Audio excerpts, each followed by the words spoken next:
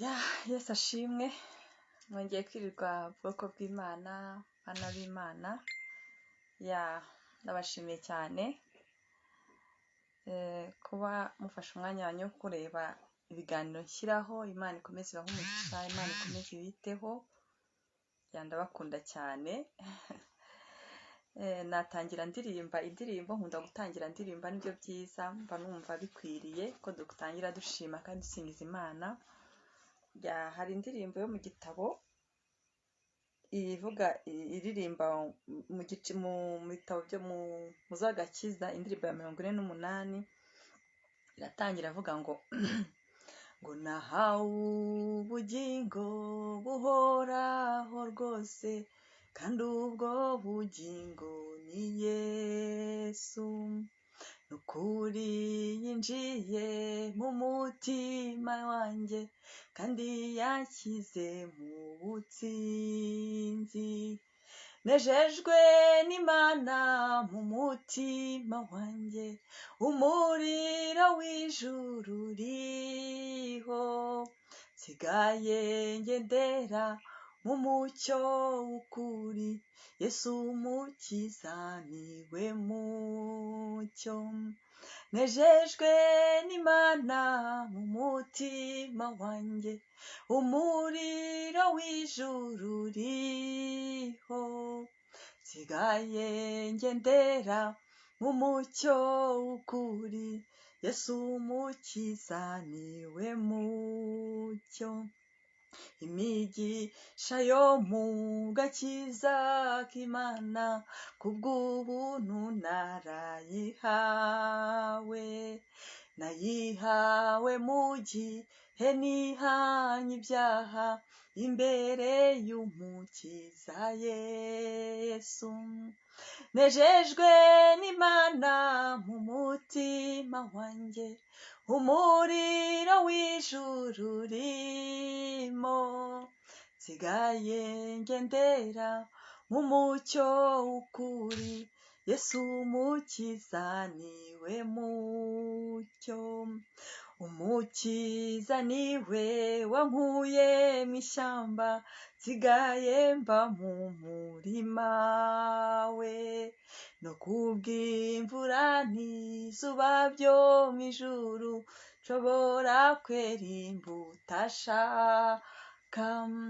Nejejwe n'Imana mu mutima wanjye, umuriro w'ijuru urimo. Nsigaye ngendera mu mucyo w'ukuri, Yesu umukiza niwe mucyo.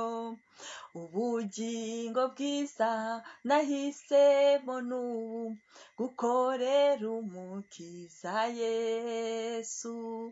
Kubaho ni Kristo, no gupfa ni inyungu, k'umukristo wese w'ukuri. Nejejwe n'Imana mu mutima wanjye, umuriro w'ijuru urimo. Nsigaye ngendera mu mucyo w'ukuri, Yesu umukiza niwe mucyo. Ubugingo bwiza nahisemo n'ubu, gukorera umukiza Yesu.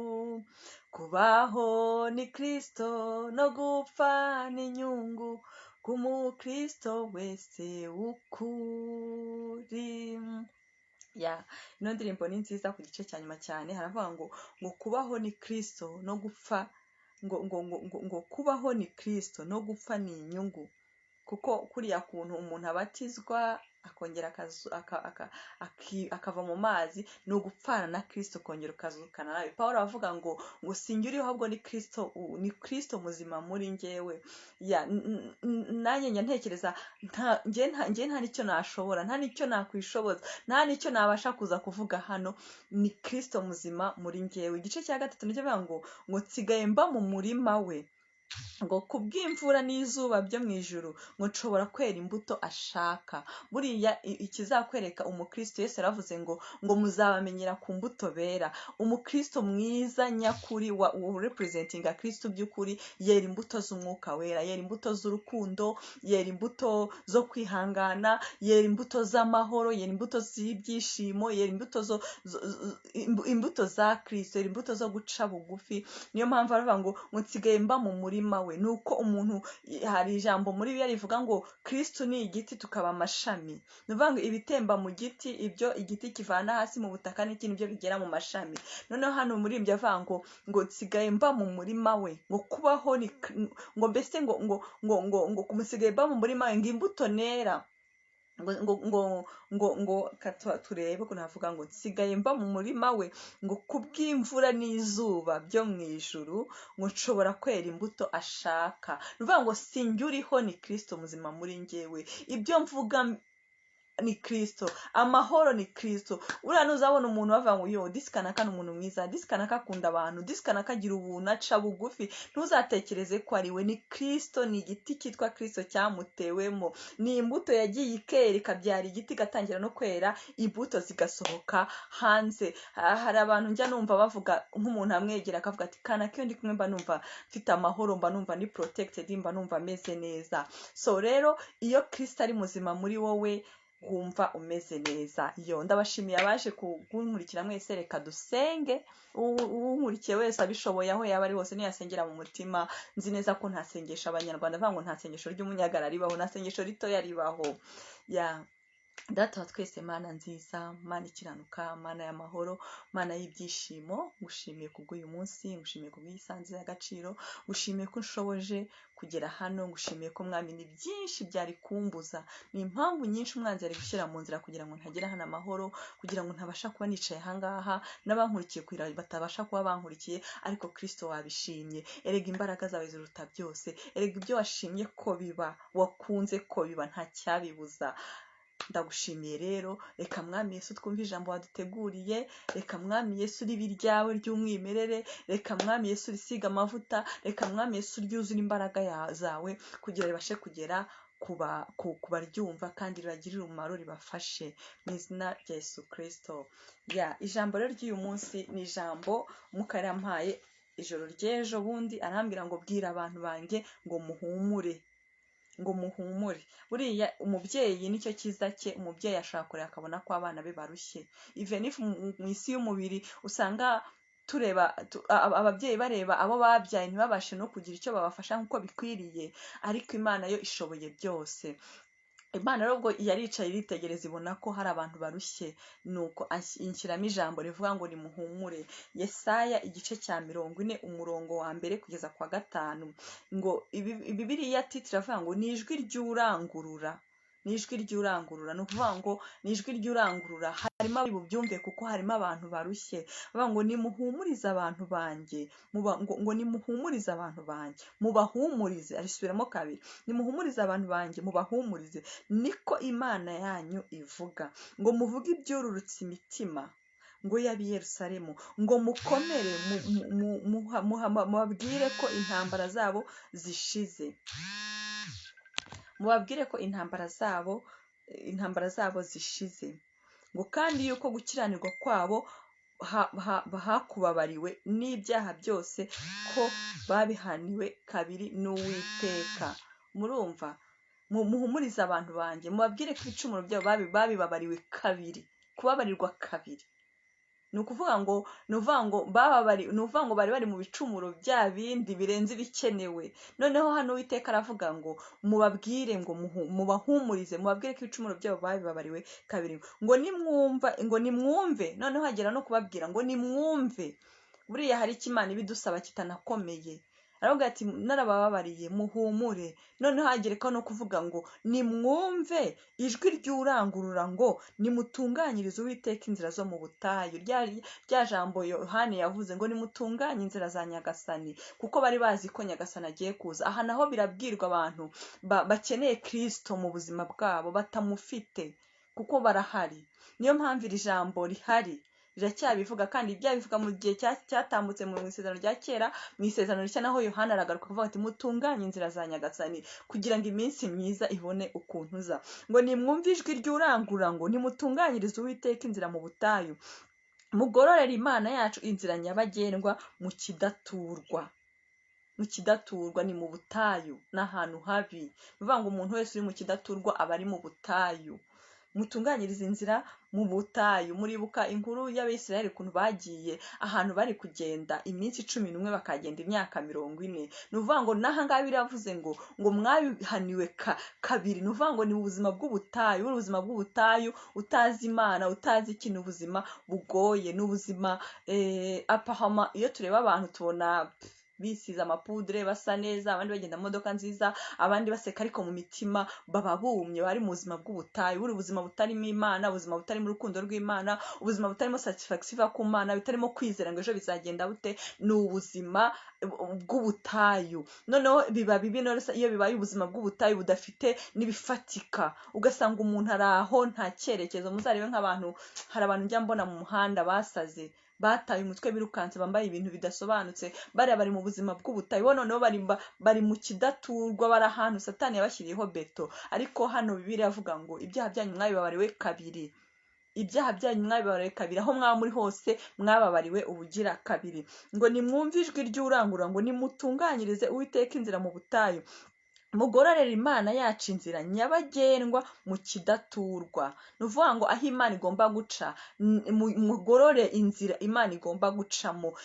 Mu kidaturwa aho ngaho mwagize ubwo buzima bw'ubutayu. Pawulo avuga ngo natwe twahoze aho ngaho. Bivuga ngo ineza Imana yagiriye Pawulo, ineza Imana yangiriye nawe yayikugirira. Ngo nimuhumurize abantu banjye ngo ibyo byaha barimo, ngo Bibiliya avuga ngo naho byatukura bigatukura, ngo arabyeza bigasa na sheregi. Ni uvuga ngo kera njye nari nzi ko bidashoboka, ariko imbabazi z'Imana zirabaho. Imana irakubabarira, igahanagura, ikanakwibagira, n'isi ikibagirwa ko wabikoze.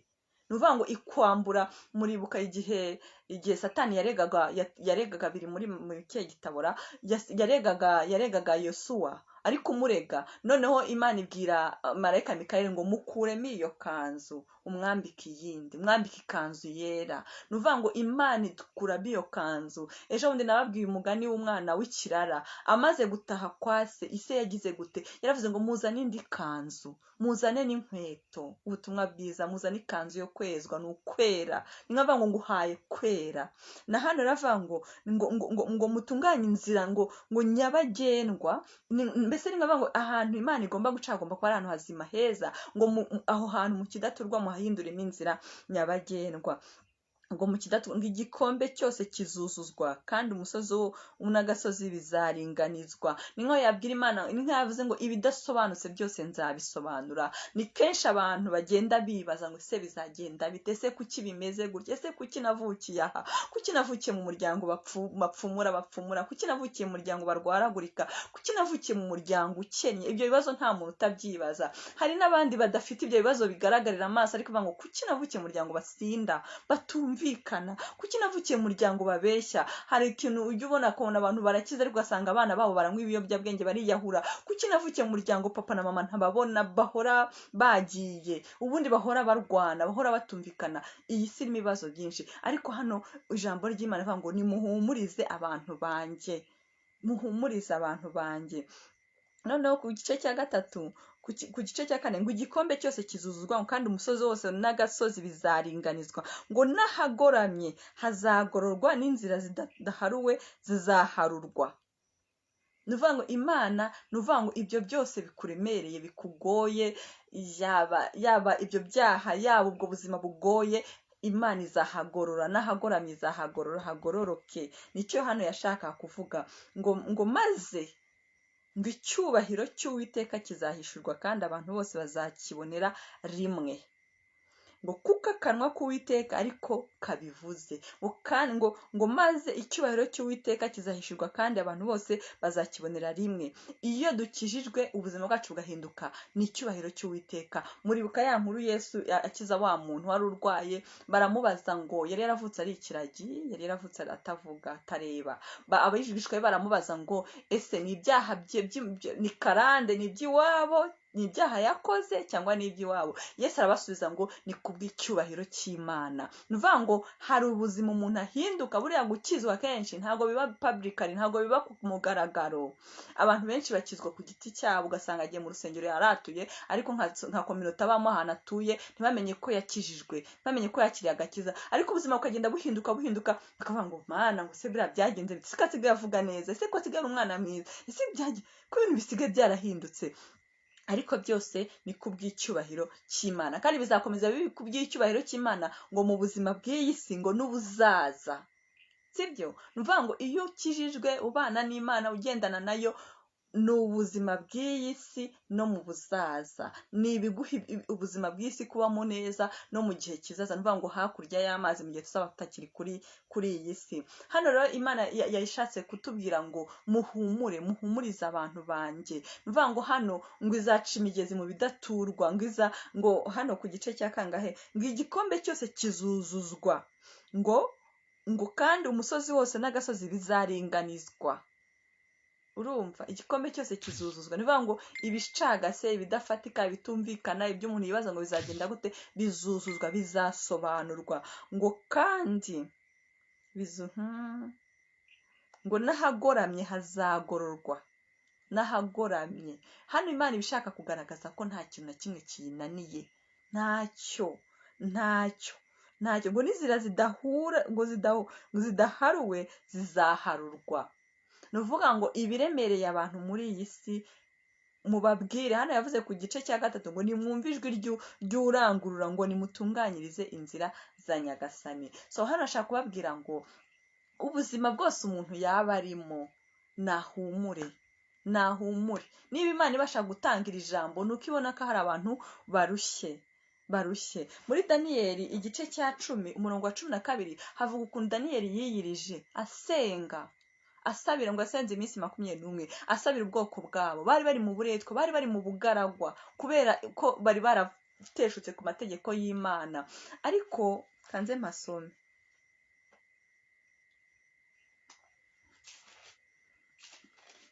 ku gice cya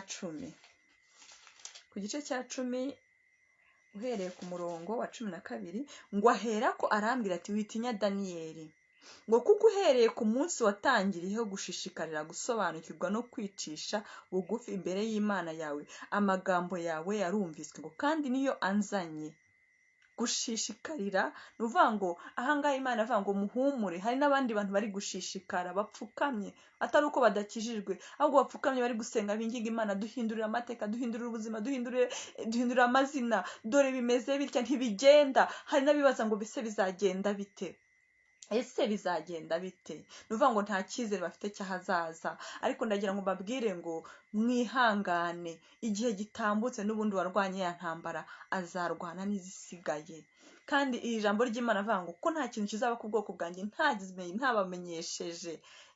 Yesu aravuga ngo iyi si ntiyankunze, namwe ntiyabakunda. Ariko ndagira ngo mbamenyeshe ngo mwihangane. Niba ufite imyaka 20, menya ko iyo myaka 20 Imana yakurinze. Hari byinshi yakurinze. Nta muntu umwe ushaka kutibuka ka yari ikomeye mu buzima yibaza ngo iyi nzayivamo gute. Ariko ngo Imana yakoze bya bindi n'ibindi byose zabikora. Mugire imbaraga zo kwizera. Wowe kwibaza ngo bizagenda bite, ndabizi kuko biragoye. Ariko tukomeze mbasomera. Ngo aherako arambwira ati witinya Daniyeli, kuko uhereye ku munsi watangiriyeho gushishikarira gusobanukirwa no kwicisha bugufi imbere y'Imana yawe, amagambo yawe yarumviswe kandi niyo anzanye. Urumva? Ngo kandi niyo anzanye. Hano marayika Gabriel akomeza avuga ukuntu abami b'Abamedi n'Abaperesi bamufashe ntabashe kuzana igisubizo. Noneho ngo haza umugaba w'ingabo ushinzwe kurwana ariwe Mikayeli, ngo abakureho, maze marayika Gabriel abasha kuzana igisubizo. Noneho ku gice cya 8 aravuga ngo uwasaga n'umuntu ngo wasaga n'umuntu arongera ankoraho arankomeza, niko Daniyeli avuga. Daniyeli yari atenebutse, yari ababaye, ariko avuga ngo uwasaga n'umuntu arongera ankoraho arankomeza, arambwira ati yewe mugabo ukundwa. Ijambo ryiza cyane ngo yewe mugabo ukundwa. Ni umugabo wari ufite igikundiro ku ijuru. Ngo arambwira ati yewe mugabo ukundwa cyane, niyo jambo ryiza, ngo witinya, ngo amahoro abe muri wowe. Buriya Kristo yaje gukora ikintu cya mbere, abanza gutanga amahoro. Nanjye mbatuyeho amahoro ya Kristo, amahoro isi itabasha kubaha, amahoro mwashatse mutabona, mbatuyeho amahoro ya Kristo nk'uko yayampaye ngo namwe yabahe mu izina rya Yesu Kristo. Ngo arambwira ngo yewe mugabo ukundwa cyane witinya, ngo amahoro abe kuri wowe, ngo komera, ngo komera koko komera. Ngo tukivugana mpera ko ndakomezwa, ndavuga nti amahoro yahise amwuzura, amahoro ya Kristo uhita uyumva mu mutima. Njya mbyumva nk'iyo nahangaye ikintu nkibaza ngo kiragenda ahite nkasenga, njya ngo nka 8 z'amanywa nkumva amahoro aje mu mutima wanjye, wow, cya kintu Imana iragikoze. Ni sinye Imana impabura, niyo nzira iciramo isobanurira ibyo ari byo. Urumva ngo amahoro, ngo none avuga ngo tukivugana mpera ko ndakomezwa, ndavuga nti databuja vuga kuko unkomeje. Yahise yumva ko ubutabazi bwaje kuko ijuru ryari ryamanutse. Ngo aravuga ngo usa n'umwana w'umuntu ngo ankoraho. Urumva ni ijuru ryari ryamanutse, ni marayika wari wamanutse. Aravuga ngo amahoro akubeho. Buri gihe cyose Imana ije iravuga ngo ibanza gutanga amahoro. Ni kimwe kiriya cyanditswe tubonye muri Yesaya 40, Imana yabanje gutanga iki? Muhumuriza abantu banjye, muhumure. Imana itanze ihumure, ibitanze amahoro yo mu mutima. Noneho muri Samweli wa mbere havuga inkuru y'umugore witwa Hana, ngo yuriraga imyaka yuriraga umusozi, yajyaga gusenga buri mwaka agiye gutambira ibitambo, ariko ngo yariraga, ngo yasengaga begeya, yarasegaga. Noneho bigeraho umutambyi amubwira ati ariko se wowe uhoro wasinze, nta uzarebe muri ubu buzima hari igihe nyine kubera ibibazo avuga ati ariko uriya we ibye ntibihinduka. Kandi niko tuvuga, ibye ntibihinduka, ahora ameze kure. Ariko se disi burya nta muntu waje kuri isi kwandagara ku bushake bwe. Ni ibintu bishikira umuntu, ugasanga umuntu nta nkweto afite, ugasanga umuntu arababaye, ugasanga umuntu avuga ibintu rimwe na rimwe ukagira ngo nta bwenge afite, ariko kubera umubabaro. Ni kenshi cyane amaso yacu abasha kureba neza bari abantu bababaje, oya, ahubwo tureba abafatika. Ugasanga ku kantu katurimo, umuntu niba ugiye no kumwicaza mu ntebe umwicaje ahantu hatari heza, ngo ni ukubera ko hatameze neza. Ariko disi ni iminsi, ko baravuga ngo ni iminsi y'uruzerero, ni iminsi y'uruzerero rw'ubuzima bw'umuntu. Imana ijya iduha amaso y'umwuka, amaso y'urukundo, amaso yo kuringagiza abantu, iduhe guca imanza zitabera. Noneho urumva Hana ngo umutambyi yeri ngo aramurega ati ariko se uzagezwaho. Usibye ko nubwo yavugiga iryo jambo ritari ryiza, umutambyi we yari yarasizwe uko byagenda kose. Hana agira umutima wo guca bugufi, aravuga ati ariko, arasubiza ngo maze aramusubiza ati genda, amahoro Imana ya Isiraheli iguhe ibyo wayisabye. Yari amaze kumubwira ibyo ngibyo ngo by'isi ngo azagezwaho n'isindwe rye. Ngo noneho umutambyi uyu mugore aramubwira ngo kuri 16 ngo ntukeke, ni Samweli wa mbere 16, ngo ntukeke yuko umuja wawe ari umukobwa w'ikigoryi, ngo kuko ibyo navuze kugeza ubu nabitewe n'amaganya kandi n'agashinyaguro bikabije. Ni ukuri simbabeshye, iyi si yuzuyemo amaganya. Ibi ngibi ni byanditswe tubona, ni reference. Ariko iyo urebye reference ukareba umubaro bari bafite, ukareba n'uwo dufite, uyu wacu uranakabije. Gusa dushima Imana ko turi munsi y'ubuntu, turi munsi ya Kristo. Kristo ari utuyobora. Abantu mu mitima yacu abasha no kutugayidinga, aho byasabaga kujya gushaka umutambyi wenda na rimwe mu mwaka kugira umutima uruhuke. Ngo ntutekereze ko umuja wawe ndi ikigoryi, ngo kuko ibyo navuze kugeza n'ubu nabitewe n'amaganya kandi n'agashinyaguro bikabije. Sibyo? Ngo maze aramusubiza ati genda amahoro. Nababwiye na wa marayika aza kureba Daniyeli yamubwiye ngo iki? Ngo amahoro abe kuri wowe, ngo amahoro abe kuri wowe. Ngo aramusubiza ngo genda amahoro, ngo Imana ya Isiraheli iguhe ibyo wayisabye. Kuri 18 haravuga ngo Hana aramusubiza ati umuja wawe mboneyeho imbabazi imbere yawe guca bugufi.